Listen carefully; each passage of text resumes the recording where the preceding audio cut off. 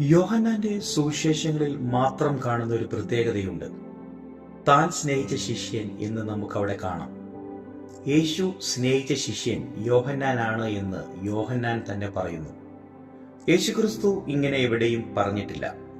പക്ഷെ യോഹന്നാൻ വിട്ടുകൊടുക്കാൻ തയ്യാറല്ല. ഇവിടെയാണ് യോഹന്നാൻ വ്യത്യസ്തനാകുന്നത്. യേശു തന്നെയാണ് കൂടുതൽ സ്നേഹിക്കുന്നതെന്ന് താൻ അവകാശപ്പെട്ട് പറയുന്നു. എൻ്റെ വീട്ടിൽ, എൻ്റെ സഭയിൽ യേശു ഏറ്റവും കൂടുതൽ സ്നേഹിക്കുന്നത് എന്നെയാണ് എന്ന് പറയുവാനുള്ള ആർജവം നാം കാണിക്കുന്നുണ്ടോ? ഇല്ലെങ്കിൽ യോഹന്നാനെ പോലെ നമുക്കുമാകാം. ഇങ്ങനെയൊരു മാറ്റം നമ്മിലുണ്ടാകട്ടെ. അത് നമ്മുടെ ആത്മീക ജീവിതം വേറൊരു തലത്തിൽ കൊണ്ടെത്തിക്കും എന്നതിൽ സംശയമില്ല. യോഹന്നാനോട് ചേർന്ന് നമുക്കും പറയാം, യേശു ഏറ്റവും കൂടുതൽ സ്നേഹിക്കുന്നത് എന്നെയാണ്. അത് അങ്ങനെ തന്നെ ആയിത്തീരട്ടെ. ആമേൻ.